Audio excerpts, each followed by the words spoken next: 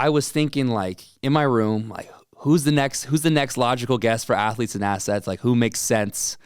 And then, it kind of clicked like, why not the man who's starting basically the most reputable, exciting community for athletes turned business leaders. We're talking about my guy, Christian Ponder, joining us here on the Athletes and Assets podcast. I'm your host, Noah Lack, and I bring on your favorite athletes to chat about entrepreneurship. And Christian is a former NFL quarterback, founder and CEO of The Post, a Clubhouse, a community online of some of the top athletes turned business leaders, and has certainly built an awesome community and has been an entrepreneur now for a little while. So I think hopefully we learned something here, unless Christian is, he's still building the podcast studio out over there, so maybe his head's a little clouded today, but we'll figure it out. But Christian, we appreciate you joining us nevertheless.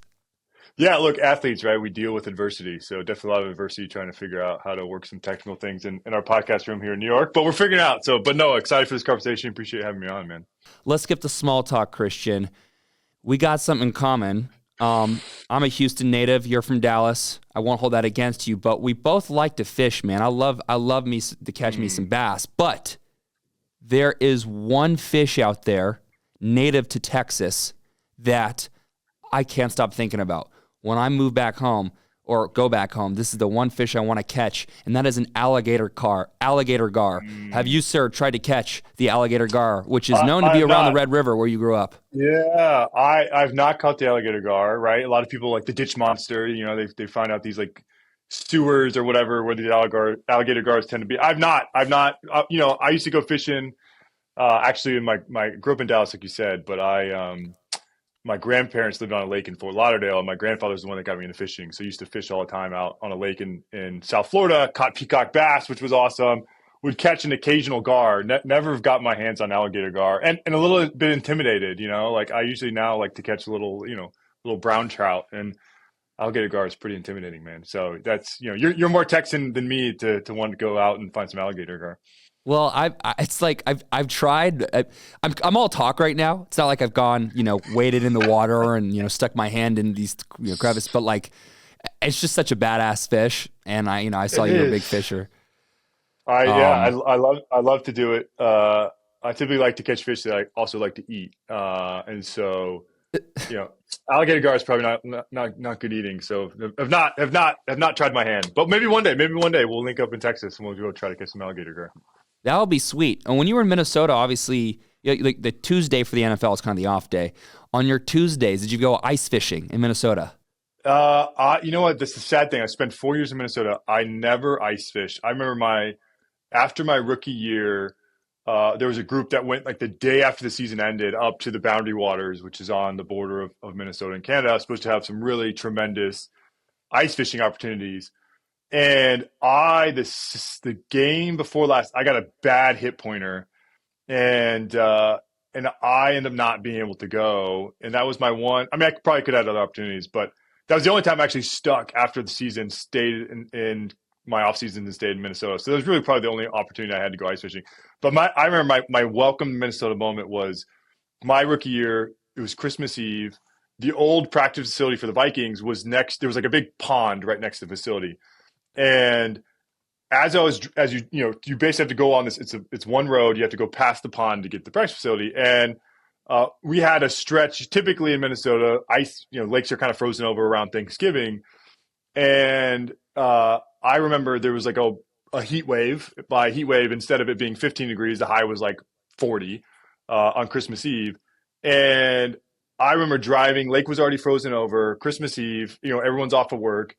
And there's probably 5, 20-something-year-old dudes out there who had rolled out a lazy boy couch, had rolled out a TV on wheels, and they were in shorts and T-shirts, and they were ice fishing, on this warm, sunny day in Minnesota, just hanging out, drinking beers on Christmas Eve, ice fishing in their shorts and T-shirts with a TV. Like that was my, wow, this is different than Texas and Florida. That was your welcome to the NFL moment? Not NFL. Just welcome to Minnesota. I have a lot of welcome to the NFL. I remember my first tackle was I got tackled by Brian Urlacher in a Sunday night game, which was the first game I played in the regular season. That was my welcome to the NFL moment. But my welcome to Minnesota, like things are different here, was a bunch of bros hanging out in their T-shirts and shorts, ice fishing in December. Yeah, that is very Minnesota. And by the way, 40 degrees is absolute chaos in Texas. Oh, I know, right? Like you get it's so funny.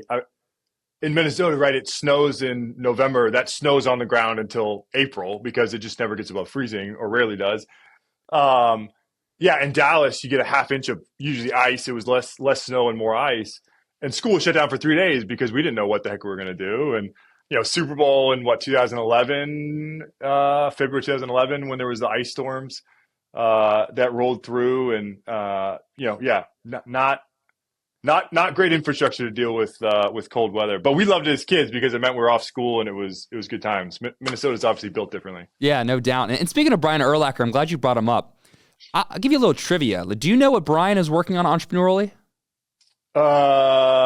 It's a good question. I don't know. Last time I saw what business Brian was associated with was probably 8 years ago, when suddenly he got hair, and you would go around Chicago and you saw these massive billboards of him with these, hair transplant ads. So I don't know if he's involved with that business, but what is he doing? I hope it's not that.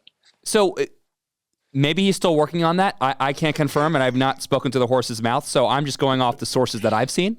But Brian is working on this thing called, I've seen called Big Game Travel, where basically fans can go to football games with kind of their NFL legends, almost like a bespoke travel services thing.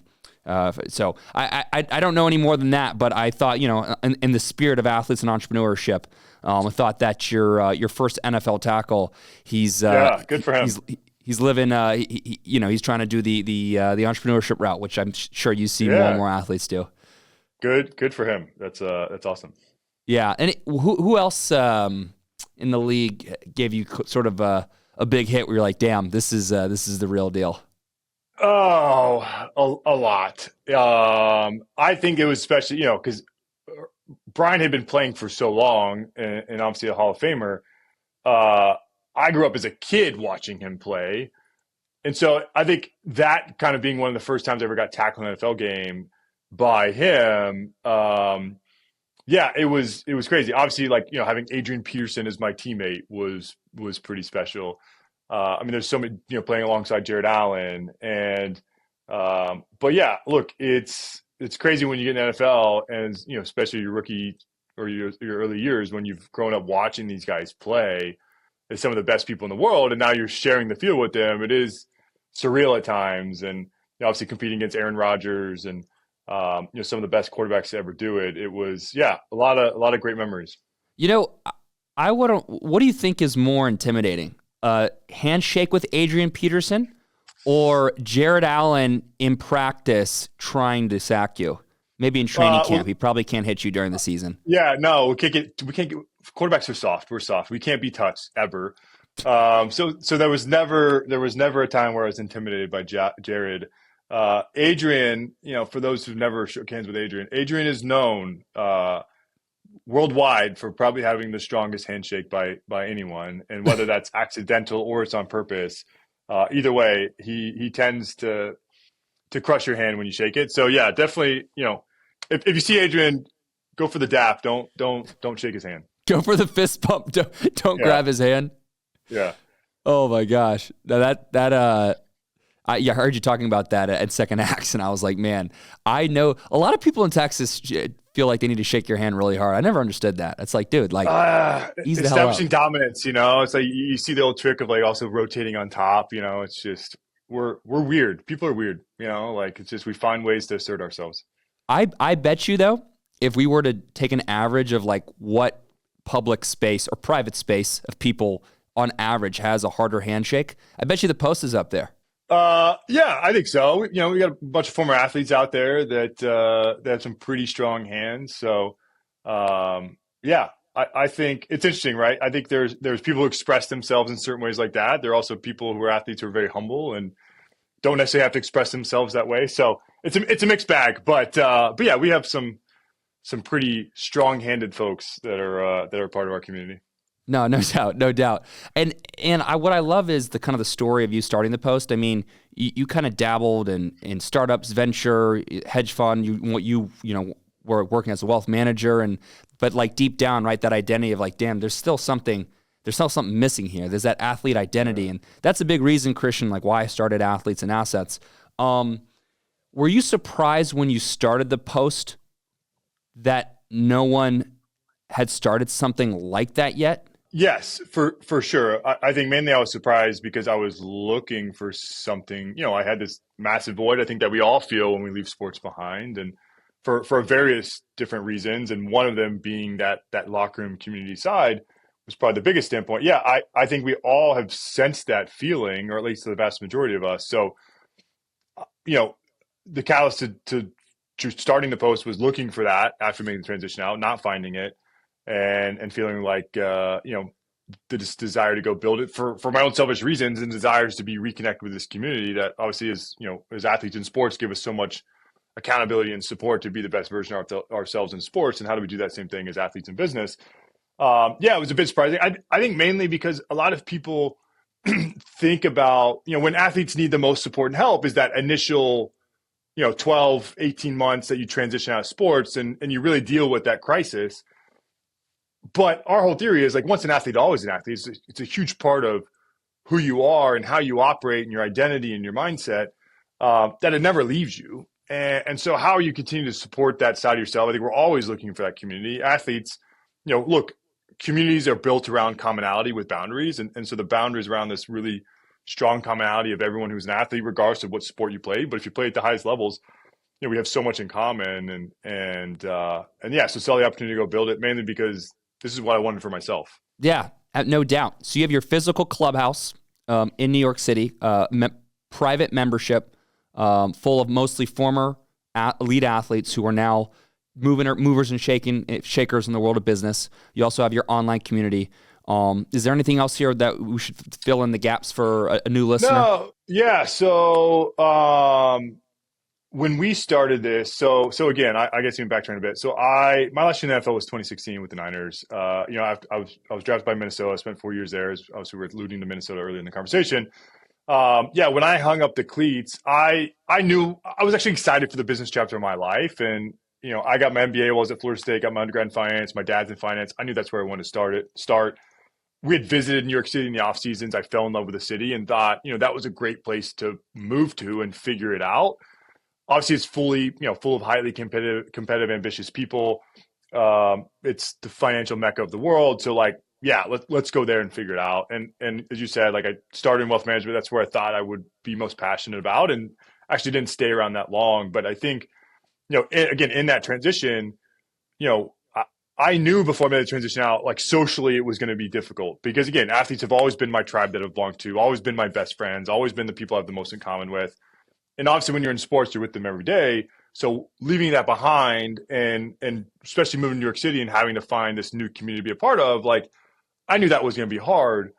What I did not anticipate, and really what I took for granted, was how unique the sports community is from a behavioral science standpoint, right? We're so influenced by the people we closely surround ourselves with. And right. When you're in sports, you're immediately surrounded by people who are defined by their work ethic, their grittiness, their competitiveness, their drive, their ambition, their accountability, their discipline, their determination. List goes on and on. And being around those types of people every day, it fueled my own ambition, my own work ethic, my own desire to be great. And I thrived in that environment.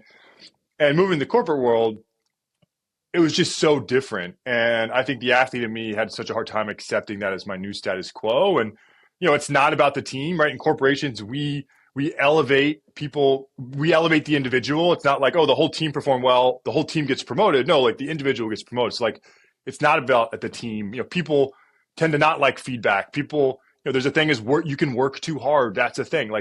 And it was just so counter to what I experienced in sports. And I just, I had this void. I missed being around the athlete community. I started joining a bunch of things to fill that void. And Soho House was one of them. For those who don't know, Soho House, it's a private membership club started for people in the creative arts in London. Now they have a bunch everywhere. It's not just for people in the creative arts industry, but I joined one in New York.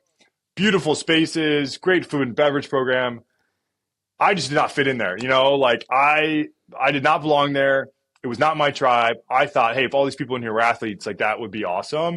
And that's where we started. We opened up a space in New York. We call our Clubhouse. It's co-working, social space, conference rooms, bar, all this stuff. We'd love to go build out a bunch of these across the country. But if all we did was hang out and drink and have fun together, it wouldn't be enough because athletes, like we're performance oriented, ambitious people. Like I think we all have this desire to have a tremendous impact like we had in sports in the business world. And so how do we make this more action oriented or growth focused? And we started studying things like YPO, Young Presidents Organization, Entrepreneurs Organization, Chief, Vistage, all these groups that are much more on the professional network side. And so there's kind of two sides to what we do. Professional network side, where we build out teams, which are curated peer advisory groups, 8 to 12 individuals who put together off similar career stage, life stage, industry, geographic location. They meet on a monthly basis, have conversations that are 100% confidential, allow you to lean into the collective wisdom and experiences of those groups, which is we're actually partnering with a guy who's been a part of YPO for over 40 years to help us design that experience. We do a lot of content. I think every athlete's still defined by the growth mindset. So we want to continue to invest in that side of ourselves, do workshops, do speaker series, have that opportunity to learn and continue to develop skills. We do a lot of events. We feel like we're also a bunch of matchmakers. How do we continue to build the relationships between the community and again, rebuild that locker room team's atmosphere? And then, so that's part of the social side. Social side is, again, we have this space in New York. So we do a bunch of things, do events all over the country throughout the year.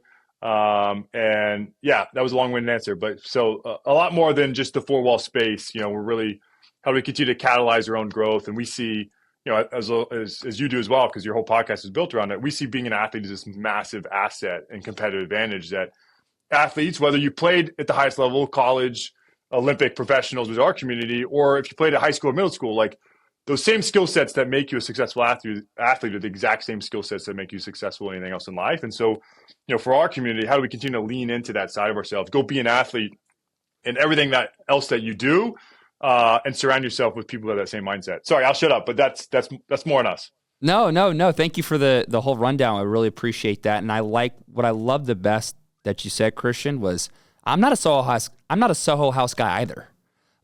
Soho, I never really, I've been to a couple. I don't really see myself as a Soho House guy.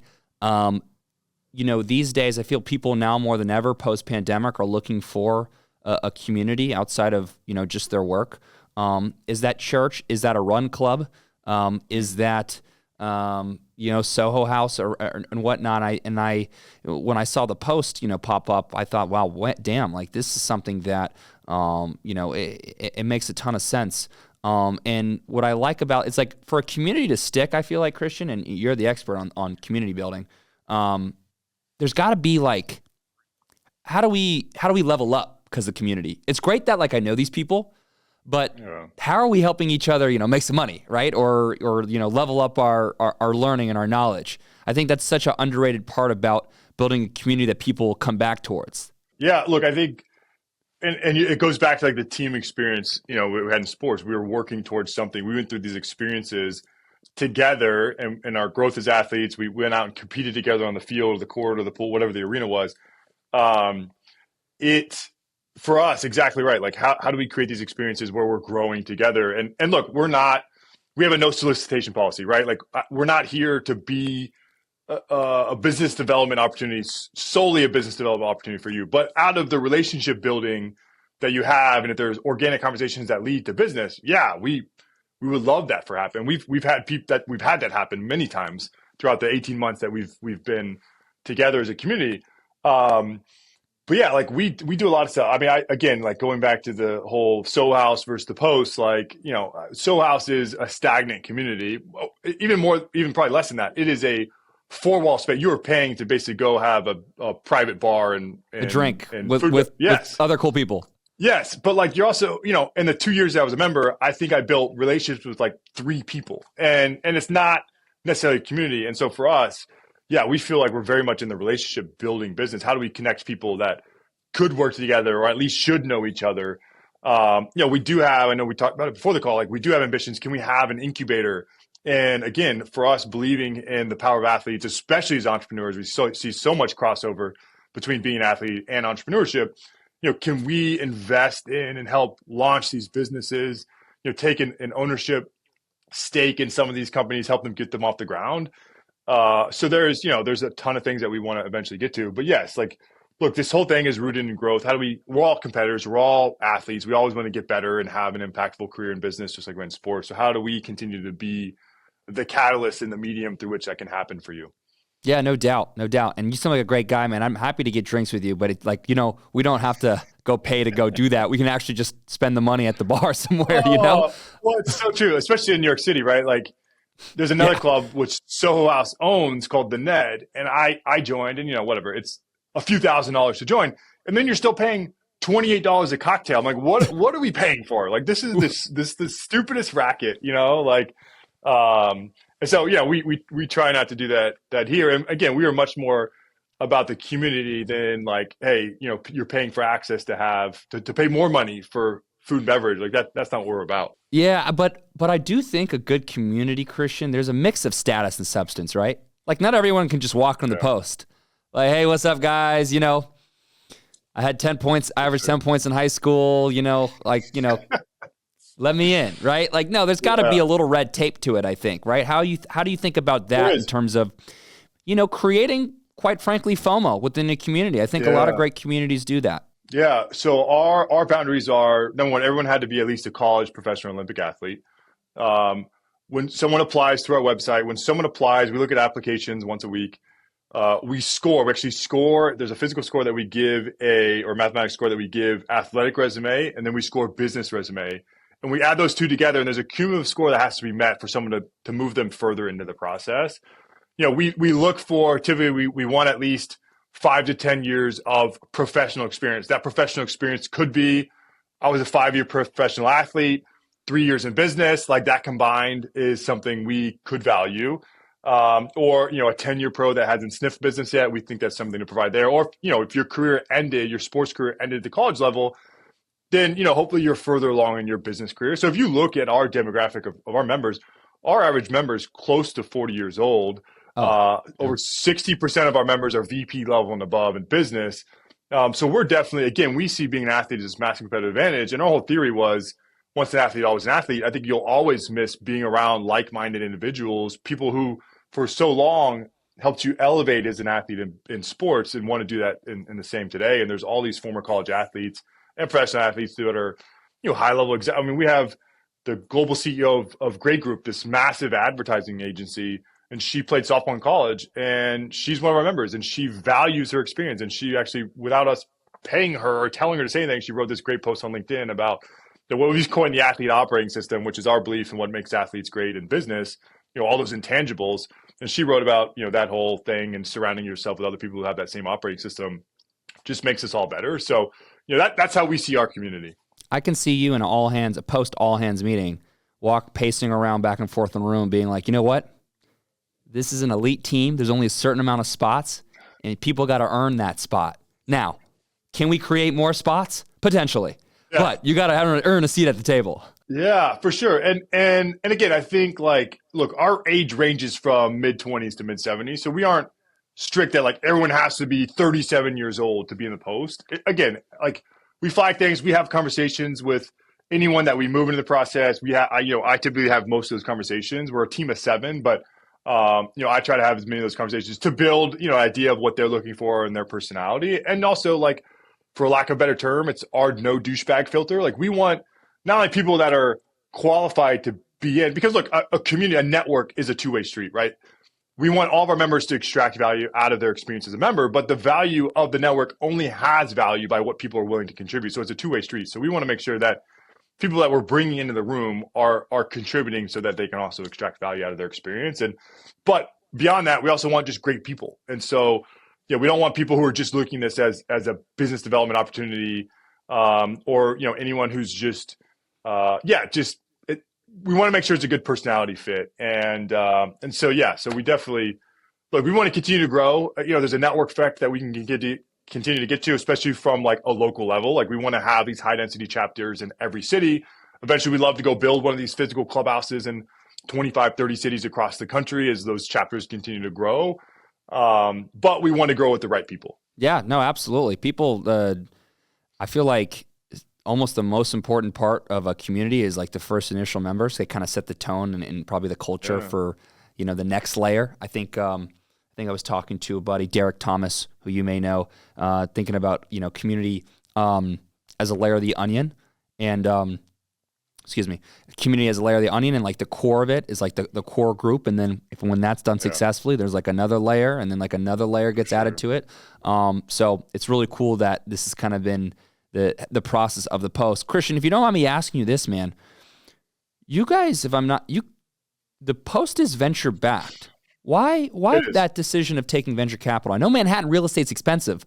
That's probably a big reason why. I think especially targeting this demographic, I think this demographic has really high expectations. And from early on, for us to make a quick impact, we felt like, look, we needed to go find some partners to help us from a capital standpoint and from a brand standpoint, because we have great people on our cap table, to bring some authenticity and relevance to what we were doing to go attract, this specific demographic. And like you said, like, look, to go build a clubhouse in New York City is not cheap.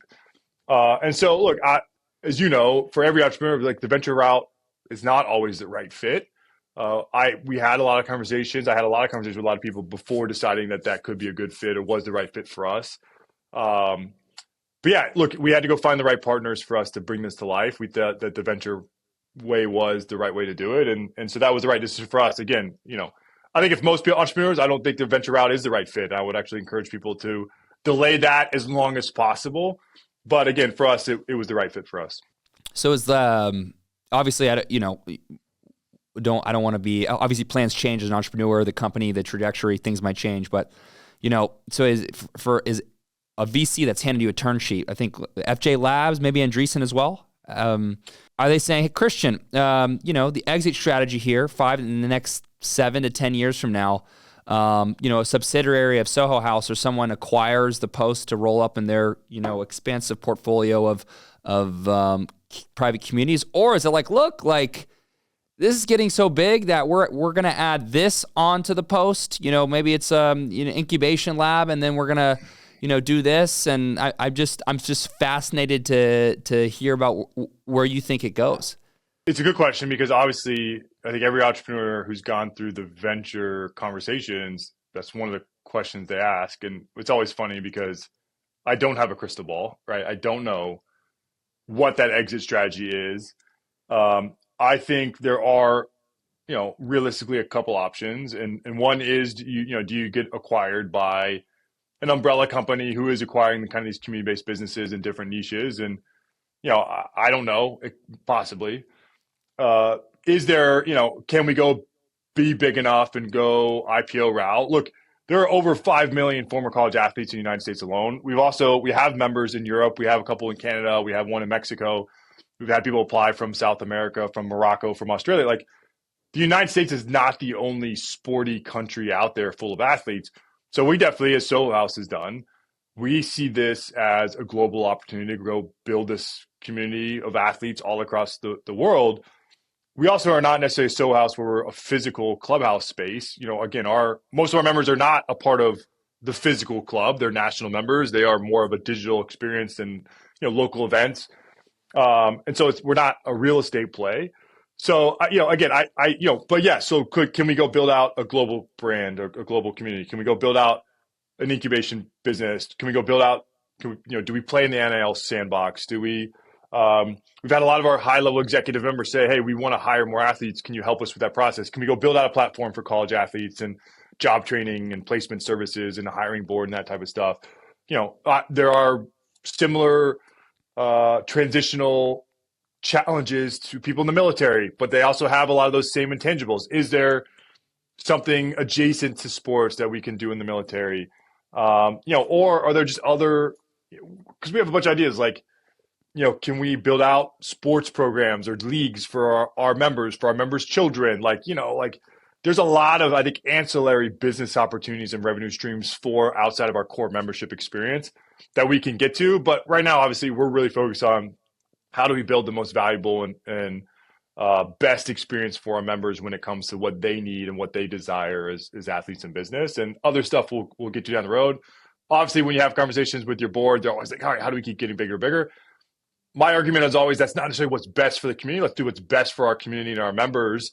and as that experience gets better, yeah, like let's pick our head up and talk about some other opportunities, but that's farther down the road. I appreciate that response. I think that's I appreciate your thought process on that, and not sort of forcing like this roadmap that's unrealistic or whatnot. But it's a good thing about a community, Christian. You can kind of ask what the hell do they want. I know, for sure. And I think athletes are not afraid to give feedback. And that's great. Like, what if you're selling someone a product, ask them what they want. And most people will tell you. And we've had that. Our head of member experience, her name's Ashlyn Ramsey.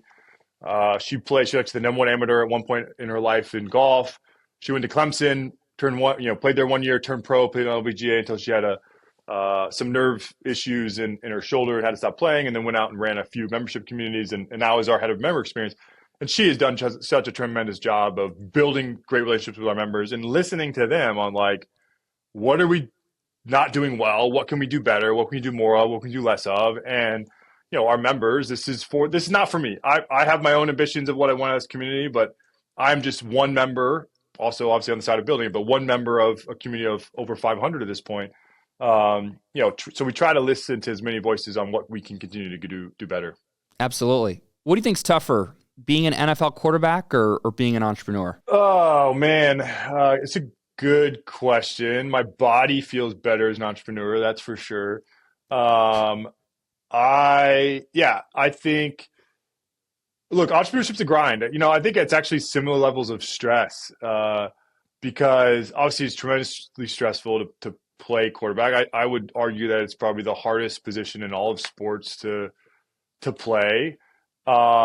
You're really dependent on your team, but you also depend on your own performance. And I think that there's a lot of similarities to being a founder, building the right team around you, communicating well, dealing with the inevitable challenges and adversity that arise in the game, and just like the season of building a startup. So I think there's a ton of similarities. Obviously, yeah, I don't have the same soreness but yeah, I think there's a constant level of stress as an entrepreneur of, the challenges that do arise, and I don't know, probably more time commitments or time demands as an entrepreneur than a quarterback, because obviously you had an off season, and there is no off season when building a startup, as it's constant.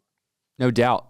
You mentioned one of your welcomes in the NFL moments was getting tackled by Brian Urlacher. Christian, on here we asked, what was your welcome to entrepreneurship moment? Do you have a story where you're like, oh shit, I'm building a business, this is real? Yeah. I mean, look,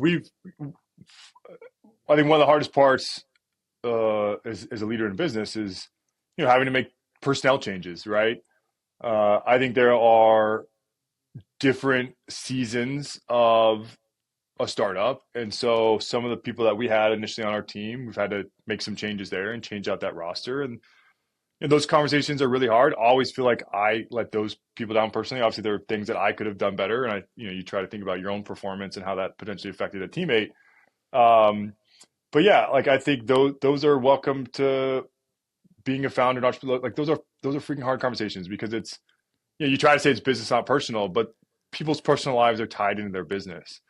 And that's really hard. And so I think from doing things that are really hard and difficult, that would be a welcome to entrepreneurship moment. I think probably before that is getting, hundreds of no's on like why this idea is terrible and no one wants to put money into it. And like, those are welcome to entrepreneurship moments as well, because those are always hard. And there's a lot of mental toughness and adversity to work through those moments. But yeah, look, it's like every week there's something that's welcome to entrepreneurship. This is a challenge. We got to keep figuring this out. What I love about businesses that people fundraise for is, man, this isn't baseball. Like if someone goes 1 for 3 on yeses and nos in pitching investors, and I go 5 for 500, like in baseball, the hitter has a better batting percentage, but it's not about that. It's about the amount of yeses you get. So I don't give a shit like how many people say no. If I got 5 yeses, that's a big win. So 5 for 500 is a great, that's great. And I think that's the beauty about entrepreneurship. It's a little different from sports, is like fundraising. For the most part, no's travel. Like, people tell people that they passed on deals. So there's that element. But at the same time, like, you don't have to have a nice shooting percentage. Do you feel the same way? What's your kind of take on that? Yeah, no, I agree, right? Like, look, in baseball, you have only so many at bats in the game, and you can't create a new opportunity for you to go at bat. I think in entrepreneurship, there are things that you have more control of, and I think you get more no's. Well, you go find more people, and you pitch it more. You work on. Look again. I think there's so much crossover between entrepreneurship and sports, right? Losing is an inherent part of sports. Is an inherent part of business entrepreneurship. You are going to get no's. You were going to strike out at the plate. You got to learn, like, what did I do wrong, right? Like, was I taking too big of a step? Was I, whatever it is, like, you've got to run that same process on your pitches too. Like, what? Okay, if someone's willing to give you the actual real feedback on why they're saying no, learn from that feedback, apply that to the next pitch. Sometimes it's just some business fundamentals. Some businesses are not built to be venture-backed communities because the market's too small. Okay, like, what can I do from a scrappy standpoint and not have to go raise capital for? Um, but yeah, look, every no is a learning opportunity. And are you going to pout about it? Are you going to learn from it? Watch the tape, and make sure that the next one goes better, and keep finding those new opportunities, right? To find more conversations and create your own new at bats. No doubt. Is it thinking about hiring, Christian? Is there a specific question that you ask the hiring process that might be different from other companies, but it's really true to you in the post? Is there something there you could share? I know how tough hiring can be. Yeah, I not early on. I think when you're in your earliest stages of building something, I think you're willing to just, like, if someone says yes, great, let's have you on board, because, like, obviously, look, I think you start going as you build a team, right? Just like you build a team in sports and football, right? You need a quarterback, you need offensive linemen, you need to run people that have very specific scopes and roles, and it's the same thing in business, right? Like, we first hired someone to help us create a lot of the content and, like, leadership development resources. Then we hired a member experience. Then we're like, okay, like, I think we should have an app for our community, so let's go hire a product guy. We're running a lot of events. Let's go hire an event person. Oh, we need to tell more people about what we're doing. Let's go hire a marketing person. So, like, I think as those things come together and your priorities become more realized as you're building the business, you need to go, I think, again, with as limited resources as you can, if you can do as much of it on yourself, do it. If you feel like this is not my expertise, I can go hire someone full time or contract work or whatever. Like, yeah, I think early on you're just like, who sounds great and says yes. Okay, let's bring them on. Yeah, now, one of my favorite questions to ask, and we do this a lot in membership interviews or kind of in our hiring process, is I love the question, do you more love to win or do you more hate to lose? I have my own theories on, like, I don't think there's no right or wrong answer to that question. But I have my own theories on, like, what answer is said and what that means to, a certain person. Okay. But So, yeah. so Christian, I hate to lose. What does that say about me? Okay. So my preference is someone who says that they hate to lose. And I think that all of the highest, the best athletes, I would guarantee you that is more often what they say than loving to win. Because I think as an athlete, I think you bust your butt during the week to prepare going into a game with the assumption, the confidence level that you're going to win, right? You can't, if you go to a match not being confident you're going to win, you're going to lose. So, like, you prepare.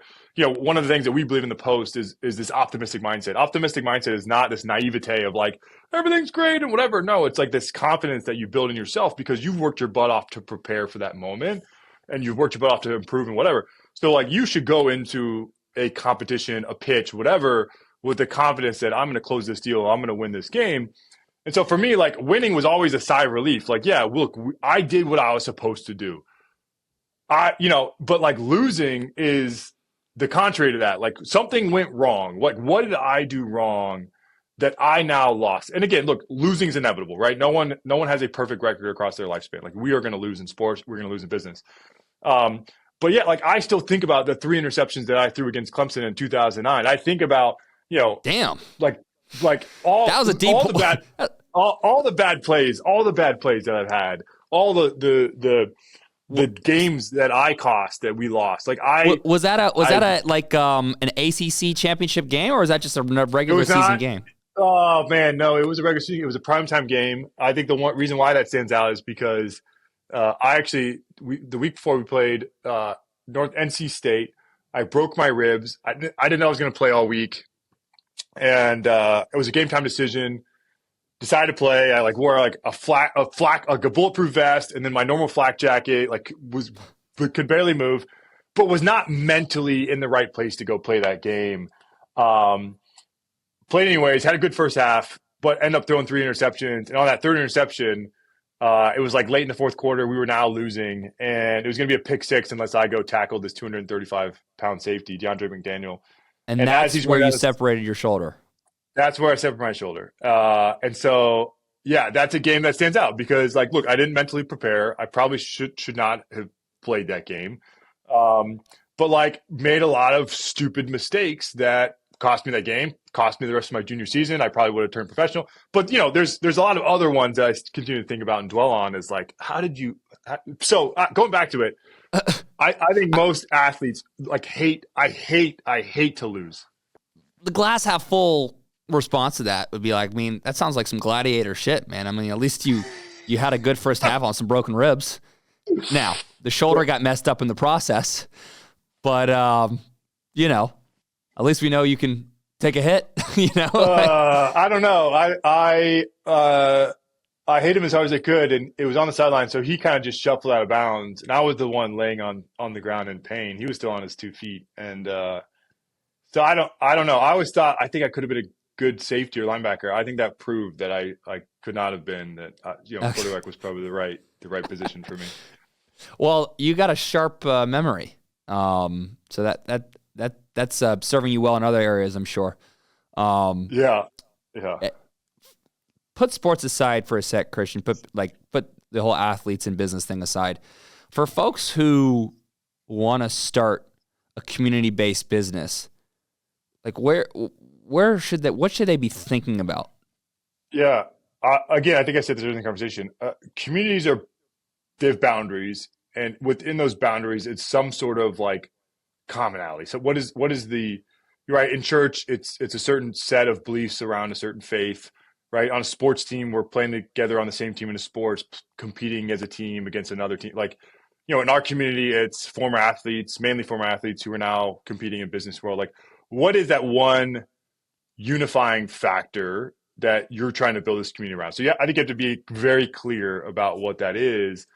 And then, yeah, what are you investing in to continue to like enforce that unique quality and bring those people together? It is, if you're building community more than anything, it's about the relationships, right? Our constant feedback is, what we can do more and better is like, I want more networking opportunities, and we want to meet more people. I want to continue to build relationships. So like more than anything, and we feel like you alluded to it before, we are in kind of this post church era where the church was the center of community for so many people for so long.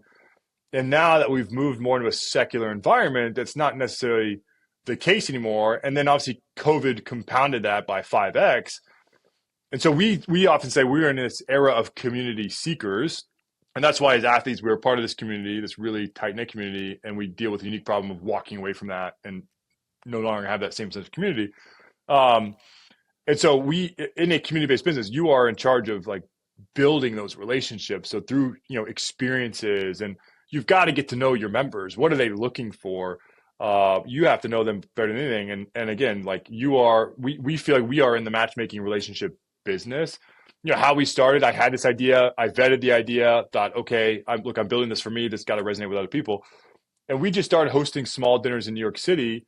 I would find people on LinkedIn who, Noah played basketball. You played Santa Clara, right? At Santa Clara. Like, I'm gonna invite Noah to this dinner, and we'd host a dinner for like a dozen people. We'd give the whole spiel of like, here's what we're building. A lot of people are like, wow, that sounds great. Would love to be a part of it. Got enough critical mass to go then launch it in April 2023. And so, there's some, again, like we selling some stuff that didn't exist yet. And, but yeah, I think more than anything, and again, this is why it was so tangible for athletes. Like you got to give them a little taste of the sense of like, this is what the community is about. But you've got to find, what is that? I'm rambling a bit, but yeah, like what is that common thread that unites everyone in this community, and how do I continue to enforce that and invest in that? Got it. That's a great way of putting it. You mentioned how we're we're moving, our world feels more and more secular, but I think, for us Texas guys, I'm not a Christian myself, but I know the church and Christianity is very strong in Texas. Would you let Joel Osteen come on the post and give a sermon? I would not. As a person who I'm a Christian, I have my own feelings towards Joel Osteen. I think there are some arguments that people have made that I don't know. That's a whole nother conversation, Noah, that maybe we'll have another time off the air. Chris, this is what I try to do, man. We try to bridge that gap between on air, Titan, button up, athlete, media personalities, and the off air barstool vibes.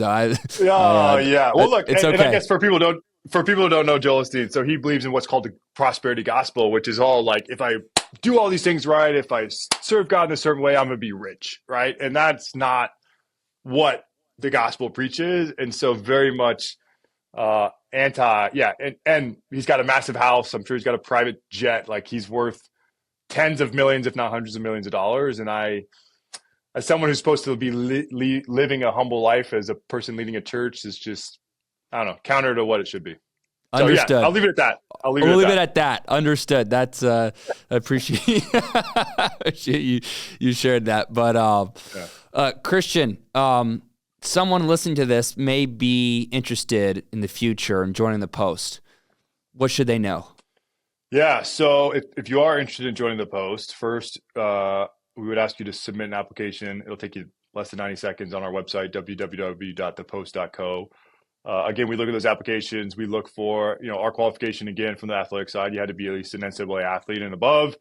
And we compare that to your business resume. And so you can find us there. We actually host every other week. We host a kind of a virtual open house session to explain more about what we do. So that, I could dive deeper into those details beyond what we've done on this call. So we do that. Sure. You can sign those up. We've posted about that on LinkedIn a lot, or on my social media channels. But look, we will continue to want to grow. So if you're interested, at least love to have a conversation with you and see if it's a good fit. And Awesome, man. Well, we appreciate it, Christian. Hopefully it's not the last time we see you on the pod and in front of our community. So we really appreciate it. This has been another great episode of the Athletes and Assets podcast. I've been your host, Noah Lack, with Christian Ponder, former NFL quarterback, founder, and CEO of The Post.